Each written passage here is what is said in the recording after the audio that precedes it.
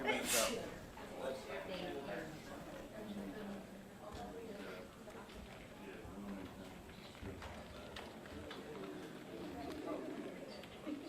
So Terrence, you have yeah, I don't.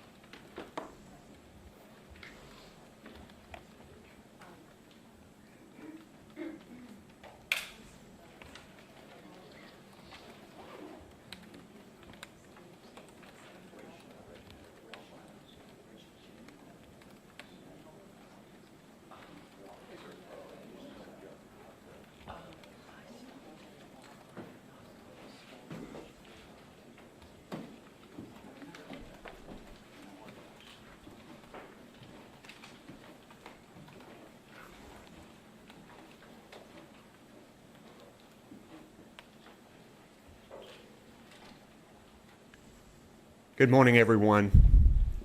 Hurricane Florence was uninvited, but she's just about here anyway. The bands of this massive storm will soon be lashing our coast. Heavy rains began this morning in the southeastern part of the state and will spread across North Carolina for days. Tropical storm force winds capable of destroying buildings and are arriving on our coast, and we can expect hurricane force winds there Friday. My message today: don't relax. Don't get complacent. Stay on guard.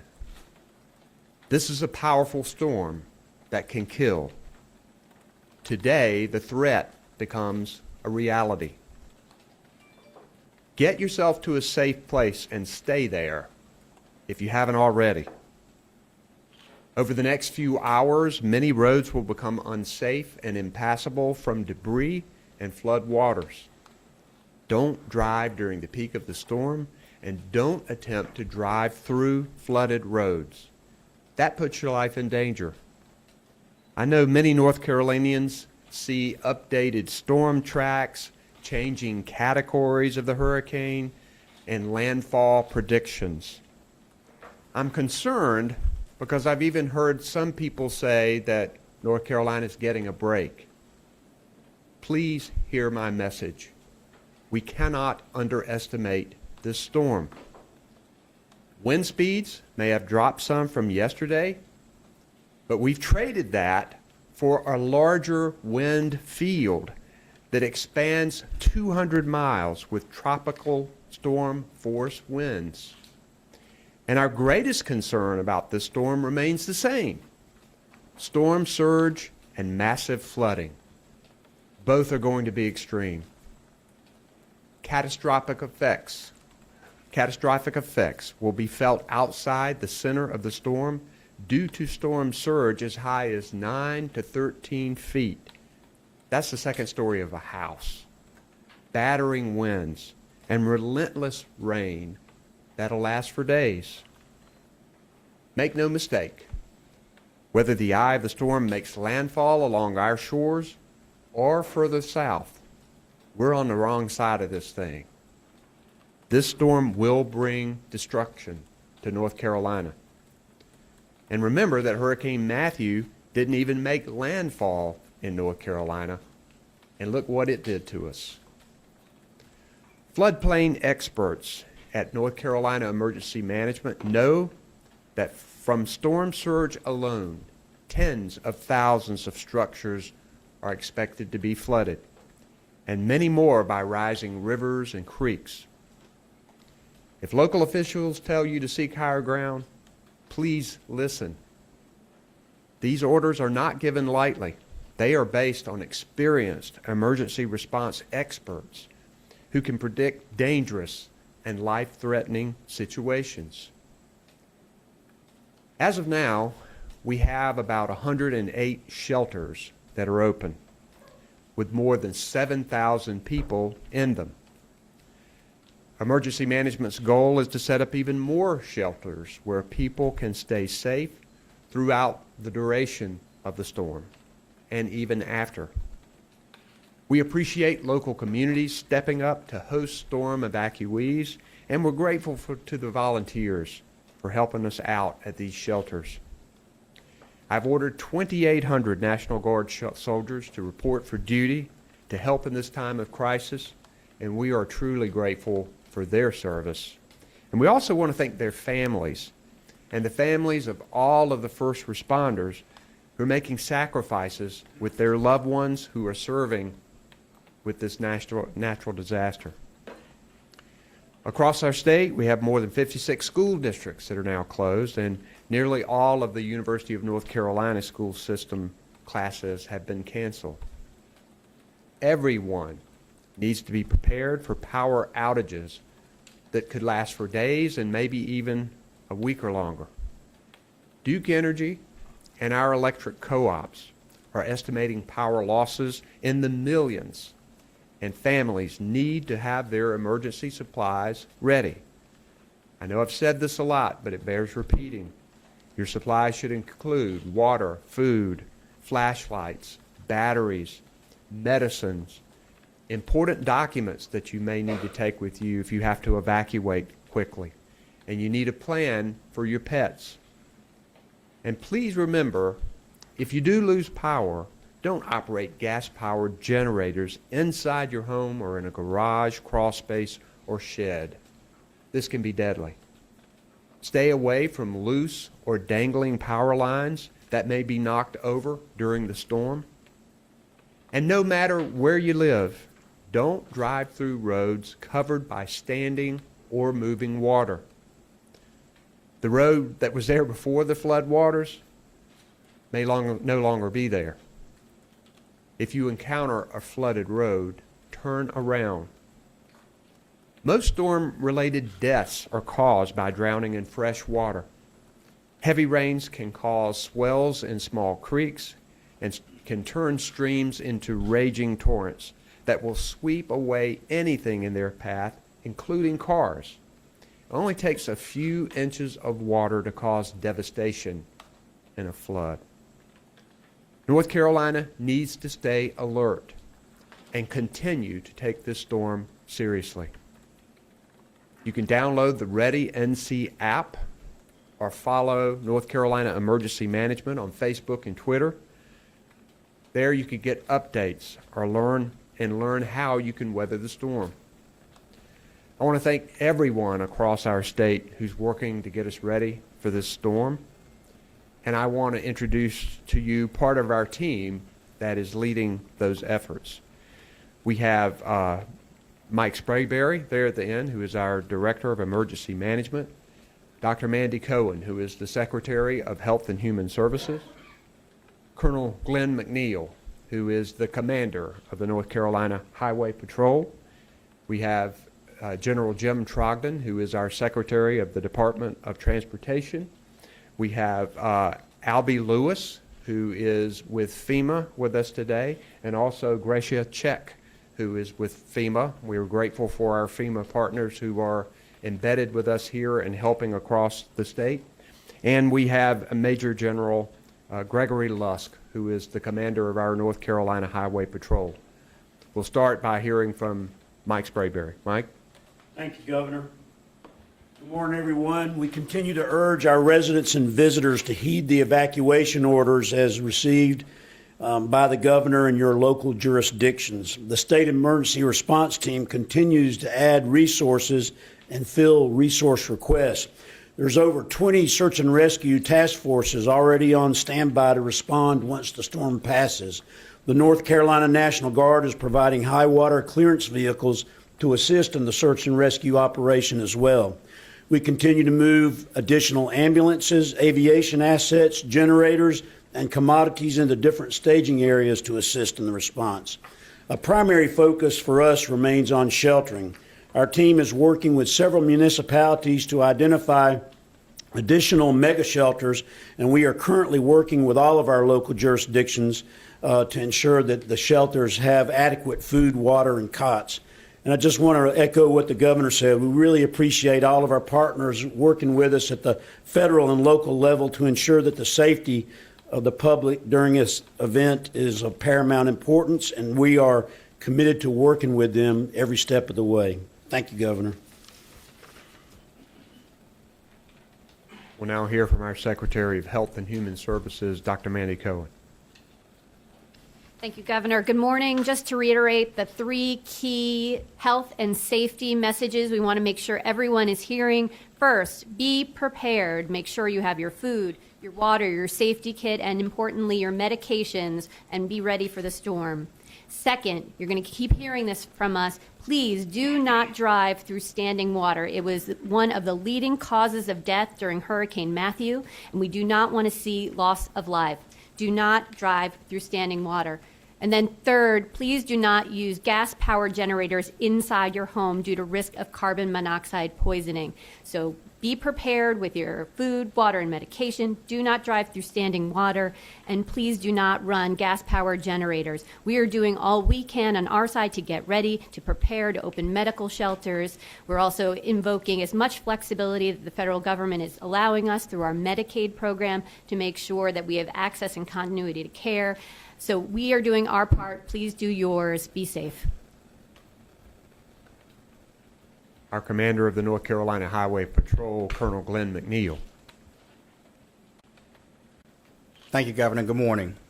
The State Highway Patrol is working diligently with our state, county, and local partners to ensure that public safety remains our top priority. Troopers are stationed across the state, ready to respond at a moment's notice to the areas most impacted by the approaching storm. Motorists are encouraged to monitor the weather reports and use the utmost caution when finalizing their preparation needs. We're still in the evacuation process, and I will remind motorists to avoid leaving their vehicles unattended on our interstate corridors. Motorists are also encouraged to remove vehicles from travel lanes if you are involved in a collision without injury. As heavy rains are forecasted across our state, I cannot stress this enough: the dangers associated with driving during this storm. Roadways in low-flying areas prone to flooding will make travel treacherous. Please do not attempt to drive through road closures, roads that have been barricaded, or through standing water. Doing so will place your life and the life of first responders in harm's way. Downed trees, power lines, and other debris within the roadways are expected over the next several days. The safety of our citizens and our first responders remains our highest priorities. So plan ahead. Thank you. We're glad to have Lee Williamson here helping us with American Sign Language interpretation. And the rest of our team here, General Trogdon, the Secretary of Transportation, nothing has changed since yesterday. The routes are all green and people are positioned, ready to go. General Lusk has his 2,800 troops positioned, National Guard troops, and those soldiers are ready to go at a moment's notice. And our FEMA partners are helping us assemble equipment and help for our people in need, and we're grateful for them being here and for their attention. So I'll take questions now for me or either for our team. Good morning, Governor. Birchel Edmay with CBS 17 here in Raleigh. Because we know with Hurricane Matthew we had such issues with people who did drive into those floodwaters, are there any precautions that either Highway Patrol or DOT are already taking with the resources to make sure we can try and prevent some of the deaths that we saw? Well, first, we're continuing to get the word out about how deadly it can be for people to drive through standing water or moving water on a road. And I also know that both the Department of Transportation and the Highway Patrol will find out when roads are flooded and will try to close those roads as quickly as possible, working with local officials to make sure that people are prevented from driving on them. But this, the flash flooding watches that are all over our state right now. We've been told by the Weather Service that these flash floods could be swift and intense. So there won't be a whole lot of time lag there for the roads to be closed and for people to be warned. So we tell people not to drive during these storms at all, but certainly if you see water, stop and turn around. You guys have anything to add to that? Okay. Hi, Governor. You mentioned that you have 2,800 National Guard soldiers that are already staging. Where are they staging, and what areas are of most concern right now? I know we have most of them staged at west of I-95, and they're ready to spring into action where needed. But we also have some at our staging areas, and I'll let General Lusk speak to that, if you will. Yeah, thank you, sir. Governor Cooper has been steadfast since the beginning of this to challenge all of us to pre-position resources so that we are indeed ready to respond as quickly as possible once the storm impacts us and begins to lift. As a result of that, 2,800, you've heard that number already. 600, a little more than 600 of them are right now committed to missions in the eastern branch, the eastern side of North Carolina, if you will, supporting those counties basically east of I-95. The remainder will be in staging areas west of I-95, getting their equipment and everything ready so that they can indeed respond. It's important to also note that just combination between North Carolina, South Carolina, and Virginia, there's a total of 6,400 guardsmen that are on duty. So we're in constant contact and coordination with each other because in an event such as this, state boundaries don't matter when American lives are at risk. So we will be cooperating and helping each other out throughout the region. Yes, Lenny? Okay, Lenny Sue Paul with Spectrum News in Raleigh. We have a lot of viewers asking about volunteer opportunities. Many people want to help. Where should they go or who should they call if they want to assist before, during, and after the storm? We would rather they volunteer through the established nonprofits that are already there that we're working with. There's an organization called VOAD, which you can go to, which will provide list of opportunities for you. Mike, do you have anything you want to add to that? And I would just ask you, to call 211 if you want to volunteer, and they can point folks in the right direction. Governor Travis Fink. People call 211 too allows them to get a lot of information about local information that you may need to know and get questions asked. Travis Fink with WRAL. How confident is your team at this point on track and rainfall totals, particularly in kind of the southeastern part of the state? It's going to be a lot. we know that this storm is coming in, even if it tracks south some. We're on the bad side of this storm. The rainfall totals, we continue to hear from Katie Webster, our meteorologist, are devastating. And we know that we have some low-lying areas that are prone to flooding. These areas are in danger. And we think local governments are doing a pretty good job in informing people about where these areas are. We have provided that information. I was in Kinston yesterday. They had taken a lot of the information that emergency management had done on mapping and seeing what had happened in previous storms. And so they're able to go through now and say, this area is likely to be flooded, get to higher ground now. You got anything to add to that, Mike? Okay. Governor, Jeff Tiberi from WUNC Radio. Do you have an update for us on the mega shelter in Winston-Salem? I think you said yesterday capacity 1,000. Do we have a sense of how many people who have evacuated are there? And also, are there any other mega shelters, Charlotte or Fayetteville or Asheville, that might be coming online today? The mega shelter at the Lawrence Joel Veterans Memorial Coliseum in Winston-Salem is open. I know that we are working to establish other mega shelters that may be open by the end of the day, depending on numbers of evacuees. I don't know how many are there right now. Do you, Mike? I'll let you.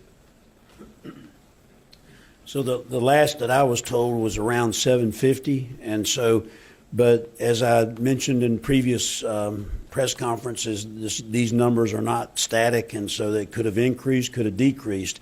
As far as other mega shelters, we actually have a two-man team that's out right now doing shelter surveys and working with local governments to find out whether they would be willing to offer up mega shelters. We think we're going to be successful with that. But before we open up, a big shelter like that, we want to make sure there's the need. And so, but we are working towards that end. That is a major operation that we have ongoing. Thank you, sir.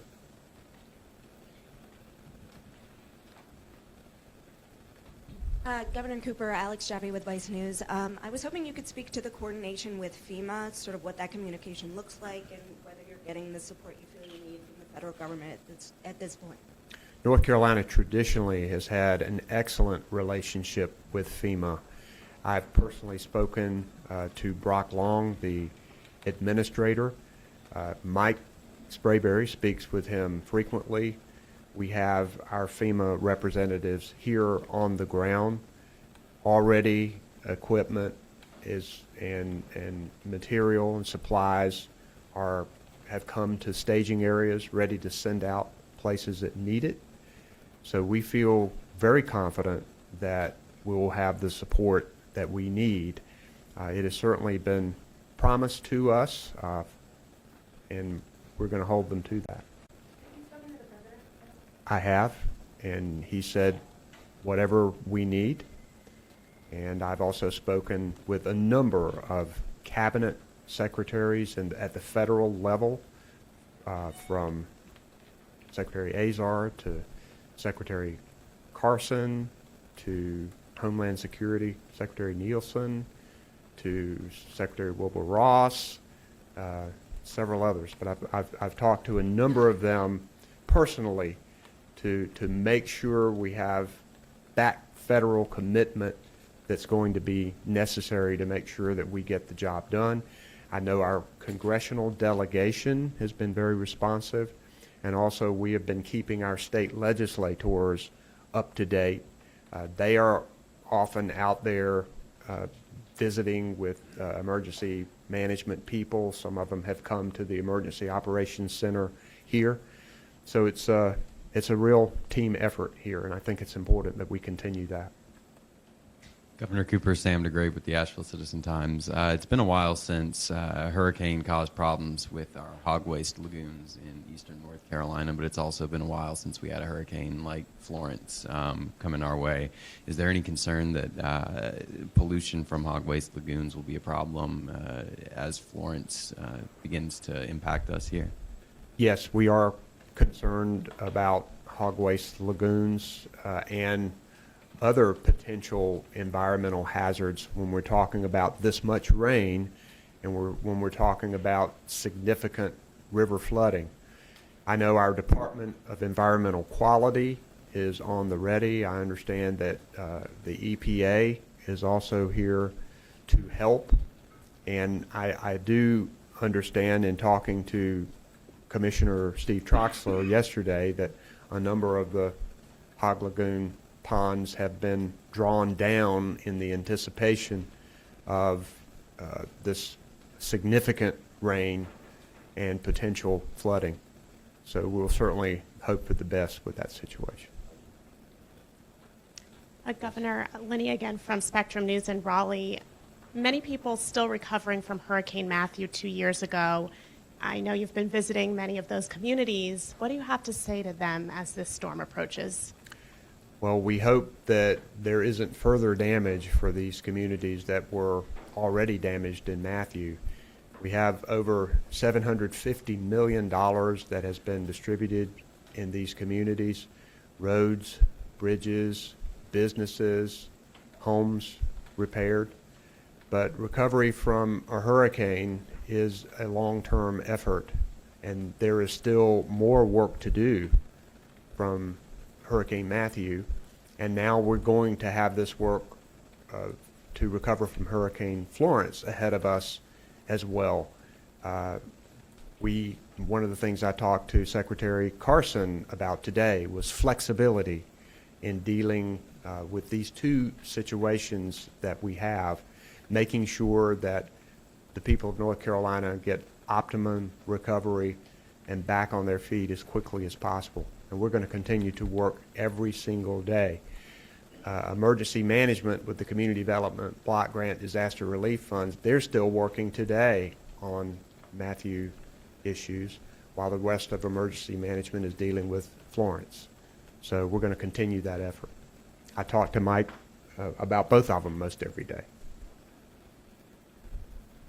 Governor, again, Beershell with CBS 17 News. I know you mentioned about 1 million or so outages with Duke Energy. I'm not sure if anyone up there could speak to the specifics here of where and what regions are really going to get the brunt of those outages.